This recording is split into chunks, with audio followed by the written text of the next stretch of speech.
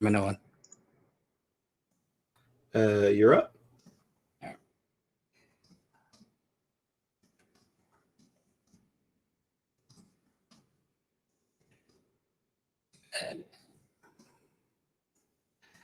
Hello. Jordan Sheridan live. Status Coup. Wednesday, September 8th, 2021. Hope everybody who hasn't lost their unemployment on Labor Day had an enjoyable Labor Day. If you don't know, in a grosser insult to injury than usual, on Labor Day, Monday, President Biden allowed for the pandemic unemployment expansion to expire, while despite the corporate media continually pushing that there's more jobs than people looking for jobs and all this nonsense. Well, that is true. There are more jobs than people actually. There are more jobs than people actually looking for the jobs, or more jobs available, shall we say, than workers on the sidelines. But for the first time, maybe in, I don't know, 40 years, workers are saying, yeah, no, we're going to be a little picky because we're not going back to non-living wage shit jobs. But as the pandemic surges, Colin, I should have sent you this. Hold on, I'm going to send it now. As the pandemic surges,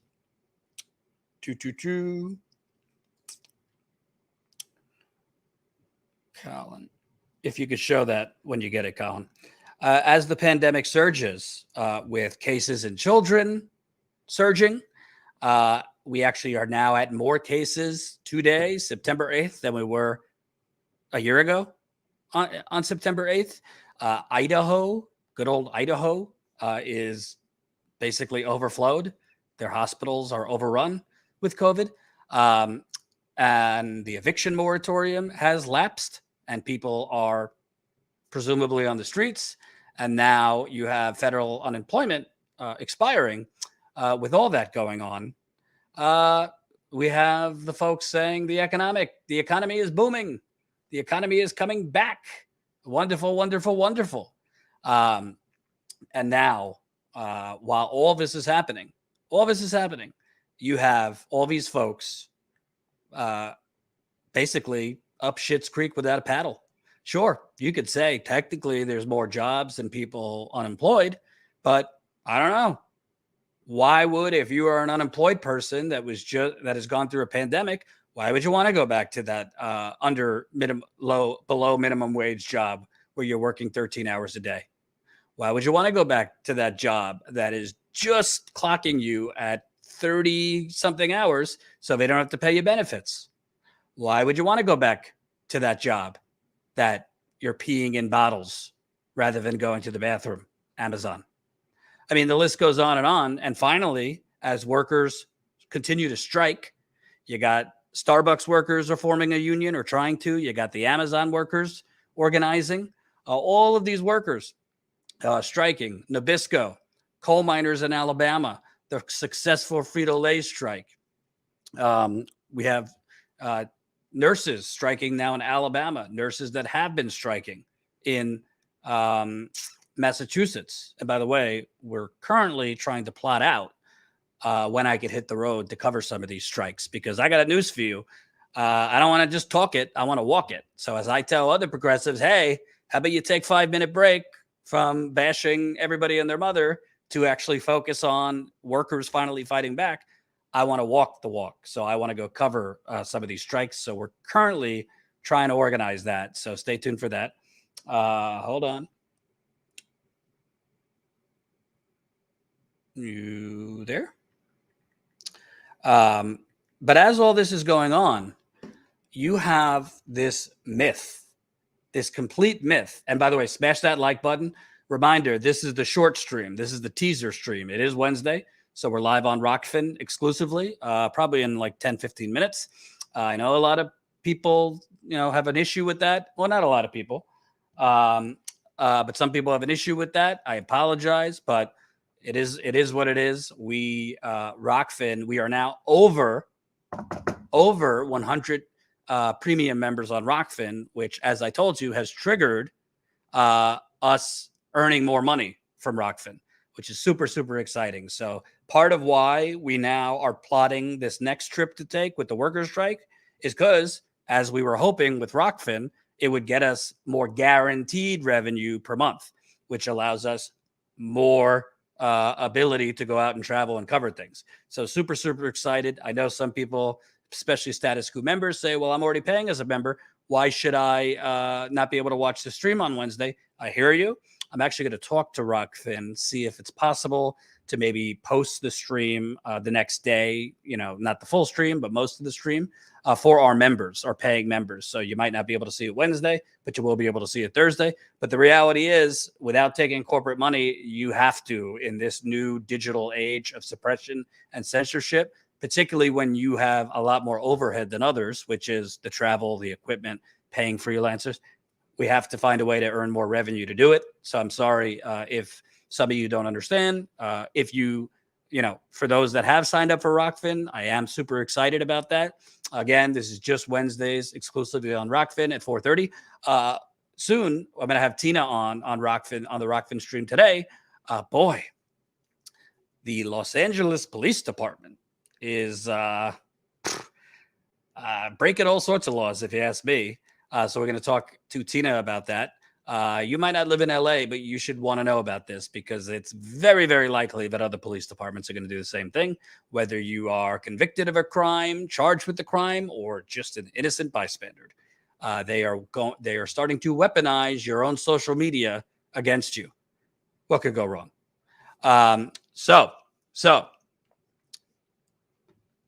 Paying for Rockfin, leaving YouTube. My journalist must support, not MSNBC left. Appreciate it. So before we move to the Rockfin stream, and again, I want to show Colin, if you have that, I just sent it to you. I just took a picture of CNN's graphic. Right now, 1 in 4 weekly cases of COVID are children. 250% jump from 5 weeks ago. So 1 in 4 are children. I know that, Glenn Greenwald, Dr. Greenwald, and all these other apparent experts that are suddenly doctors seem to say, oh, it's not a big deal. They don't die. Children don't die. Don't really take into consideration. We have no idea what the long-term effects of COVID are in children, particularly the variant, the Delta variant. The children that were getting original COVID-19 seem to fare decent. There is new data coming out, particularly in the United Kingdom, that children with COVID, particularly Delta, 1 in 7 are having long-haul symptoms. So now we have surging COVID among children. We have football stadiums with 50 to 100,000 maskless people. Who the hell knows who was vaccinated and who wasn't? And Biden just let unemployment expire for the country on top of the eviction moratorium expiring. So I want to play some of this clip. And it really was just unreal to see this bullshit artist. Obama was a bullshit artist. This is a whole nother level of bullshitting. Lunch Bucket Joe Biden gave a speech today, honoring labor and unionized workers and all this stuff. Let's take a look. On Labor Day, we honor the dignity of the American worker. And every day we remember that America wasn't built by Wall Street. They're not all bad folks on Wall Street. I'm not suggesting that. But they didn't build America. It was built by the middle class. And unions built the middle class. Despite this, workers have been getting cut out of the deal for too long a time. From 1948, after the war, to 1979, productivity in America increased by more than 100%, while the pay for American workers grew by nearly 100%. And then along came 1979 and everything began to change. Productivity in the country has grown almost 4 times faster than pay since 1979. That means the workers have been given much more to their employers' bottom lines than they've gotten back in their paychecks, breaking the basic bargain of this country. The bargain was if you work hard and you contribute to the welfare of the outfit you work with, you got to share in the benefits. Well, that stopped for a long time. Instead, some people started seeing the stock market and corporate profits and executive pay as the only measure for economic growth. By the way, the stock market's gone up exponentially since I've been president. You haven't heard me say a word about it. I'm glad it's gone up, no problem. But look, let me tell you something. My measure of economic success is how families like mine growing up, working families, busting their neck, how they're doing. Worker power is essential to building our economy back better than before. It's just that basic. To counter corporate power, to grow the economy from the bottom up and the middle out. I'm so tired of trickle down. I ask, when has the middle class done better that the wealthy haven't done incredibly well? I can't think of a time that when the middle class is booming and moving, everybody does well. Government should never be a barrier to workers. So, I don't know if any of you had an issue with that. Maybe, had an issue with, let's separate two things. You got Joe Biden, who's, making love to labor unions and all these, frankly, I just interviewed one recently, labor leaders that are taking this bullshit in like it's gospel and thinking, oh, he's the greatest labor president of our time, of the last 30 years. Well, first of all, this man on Labor Day allowed federal unemployment, expanded unemployment to expire while there's a raging pandemic going on, while at this point, millions have probably been evicted from their apartments or homes, thanks to the Supreme Court knocking it down. And frankly, the Democratic Party never having an actual plan for what about all these people that are facing eviction. They could have just canceled the rent.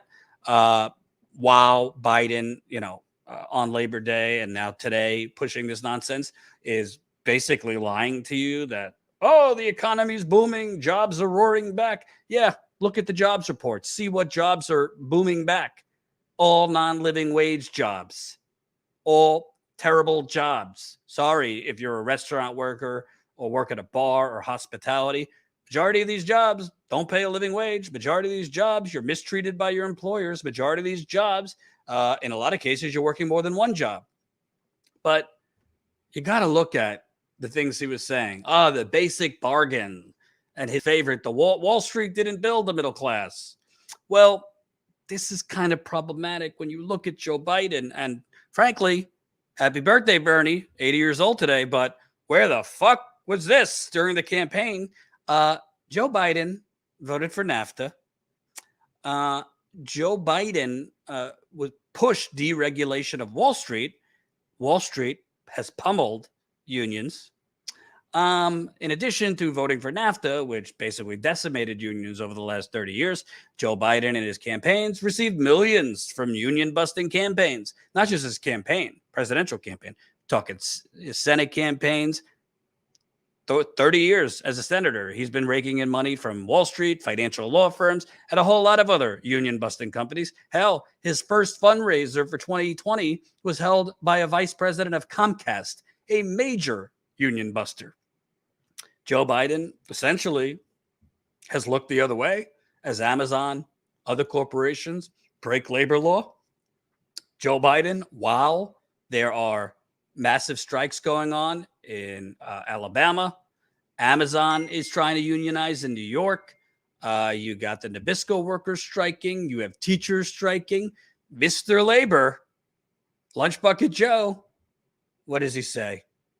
I believe in the right to collectively bargain. I believe in labor unions. Oh, wow. That's great. Is he specifically supporting any of these strikes? Is he specifically calling out the union busting and shameful activity of Amazon and Jeff Bezos, or the Nabisco employers, or the coal mine employers in Alabama that have literally been running over workers striking with their cars? Literally in Alabama, they've run over, God knows, I think 4 or 5 workers over the last few months, physically with their cars. The president of the United States blows kisses, empty kisses to labor. And you know what? I got to say, part of the issue goes beyond Joe Biden. Let's just call it what it is. Part of the issue is American labor unions. And I've seen this. I went to Detroit a couple years ago when General Motors laid off 15,000 workers. It was in Detroit, Ohio, some other places. And basically, I learned two things. General Motors was as evil and corrupt as I thought. I learned it from the workers. General Motors was as evil and corrupt as I thought. And, oh, guess what? The labor leaders had sold out the workers for years and years and years. I also want to address, and this is from Jacobin, if you have this, Colin, anti-unionism was central to the idea of the DLC, the Democratic Leadership Council, that was started by Bill Clinton and Al Gore and all these neoliberal Neanderthals. Anti-unionism was central to the ideology of the DLC and the New Democrats, as they came to be called. And despite the critical role organized labor had played in his career, Biden began faintly echoing these sentiments. At the Florida AFL-CIO annual convention in 1985, by the way, you might say, Jordan, who cares about the 1980s? Well, this is when Reagan carried his machete and tore through labor unions and just cut them up with his machete. You remember the airline strikes, his union busting?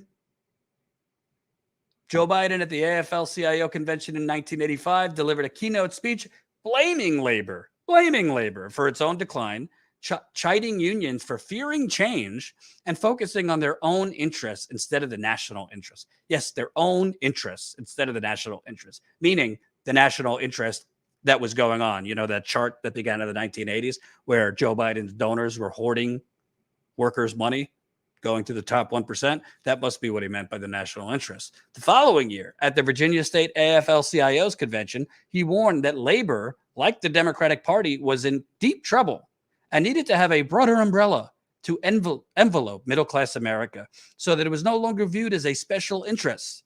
Stumping for a House candidate who he warned was not an automatic pro-labor vote, Biden told another union audience, "You're not entitled to any more, and you're lucky if you get that much." Wow. The man who stood today, what about the basic bargain? The man who stood today, waxing poetic about Wall Street didn't build the middle class, unions did. Well, I don't know. He very much seemed to be a very different man in the 1980s, wouldn't you say? Wouldn't you say? But I want to say real quick, and again, this is going to be the shorter live stream. We're going to Rockfin in just a few minutes. I'll have Tina Desiree Berg. You will not believe, well, you might believe it, but you will not believe this story. Want to play this? You will not believe this story from the LAPD and how they are weaponizing your social media. And you might say, well, it's Los Angeles. Who cares? No. Trust me. This is not just the LAPD doing this. But if you have not committed a crime, if you just walk past a protest and they came across you, good luck. You better be looking at your social media for the last couple of years because the LAPD is weaponizing it against you. But Colin, I just sent you something.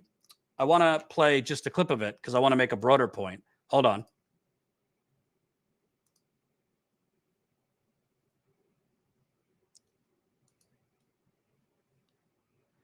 Colin, if you have it, started at around 2 minutes and 58 seconds. 2 minutes and 58 seconds, the clip I just sent you. When you have it, just let me know and we'll play it. But I want to make a broader point. And by the way, again, 220 people.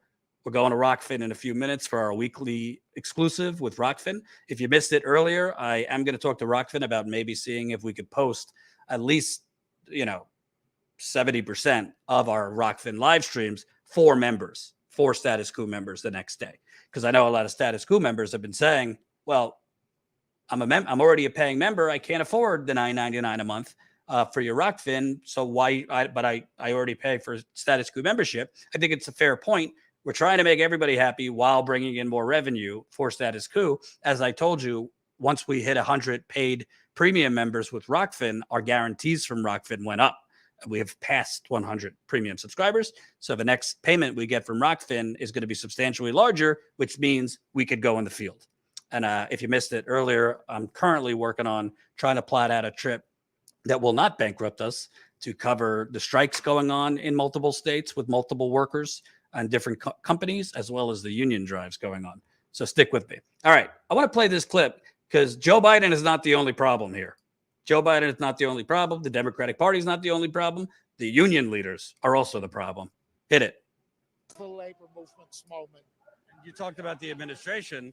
Do you think President Biden's doing enough? I mean, the PRO Act is being discussed. That would be the biggest reform for organized labor probably this century. But I haven't seen much leadership from Biden. I disagree with you. I think that Joe Biden is the most pro-union president in my lifetime. I saw the incredible message he put out by video during the Bessemer election. He has included labor people throughout his administration to make sure our concerns are reflected in the work of the administration. He has spoken out on our issues and has worked to push our agenda forward. And we see that in everything he's doing, from his nominations to the National Labor Relations Board, to having a union member in his cabinet for the first time in decades, but more importantly, promoting policies that respect and advance working people. Which policies are you targeting on? You look at what we've done with unemployment insurance. You look at the health and safety changes he's advocating. You look at how he wants labor's views involved in much of what's done in this administration, including on the international level with expectations for trade. All right, that's it. With this president. We're very so, and by the way, this was the head of the union that was working with the workers in Bessemer, Alabama, to unionize at Amazon. I don't blame the workers in Bessemer, Alabama, because frankly, Amazon was illegally union busting them. The National Labor Relations Board has actually said Amazon broke the law. So we don't even know, honestly, if Amazon won that union vote fair. We know it wasn't fair and square, but I would say we don't even know what the real numbers were because Amazon had access to the ballot boxes throughout the voting, which happened over a month or two. But you know, I don't know that guy. I'm sure he's a nice fella. But if that is your labor leaders, if that is the leaders, and people like that have been the leaders of labor for 30 years, coinciding with the 30-year hibernation of organized labor. Now, Jordan, you could say, well, they've been up against it. And, you know, the Koch brothers and Alec and the right has had all the money. And between the right-wing presidents and the right-wing media and the right-wing money, you know, there's only so much they could do, these labor leaders. Well, okay, maybe that's half true. Maybe there was sometimes they were just making decisions out of survival because labor was kind of on its deathbed and they had to accept, you know, shittier pay or shittier conditions or what they shouldn't have accepted. But that doesn't mean your standards should change. And you're telling me that President Biden is the strongest labor president in my lifetime because what? What did he even say? Look at the unemployment insurance. Has nothing to do with labor unions. That has nothing to do with labor. Nothing. It's what you should do during a pandemic. It's like a basic thing. And by the way, Trump, to his credit, Trump did it when he was president. But this guy, when I asked him, you got specific things here? Unemployment, which has nothing to do with labor. Then he said, you know, the health and safety recommendations he's suggesting. Oh, gee, if only FDR suggested we have a new deal. Remember FDR when he suggested we had a new deal, but didn't do anything to actually enforce it or execute it? Oh, Biden has suggested these things with the Democratic majority in Congress, by the way. Huh. And that he has labor at the table, but that table is kind of lopsided because there's more lobbyists at the table than labor. I mean, it's just, I know for labor is not necessarily a sexy topic, like, you know, all these channels that just spend all day ranting and raving and bashing each other. But right now, you have, for the first time in 20 years, a surge in workers fighting back. That is, to me, on the progressive movement, should be the top story right now, because it's workers, their pulse is getting stronger. There's signs of life among the labor movement and workers. And as I've said, we live in the United Corporations of America. The only way we're going to see actual change is not just relying on politicians to hold firm or, you know, fight. That's part of it. But the other part is us and workers. But Biden, clearly a bullshit artist, clearly lying to the American people. Frankly, I think Bernie allowed him to spew these lies without calling that his bullshit on the campaign trail. Guy wasn't a union man. He was a union buster.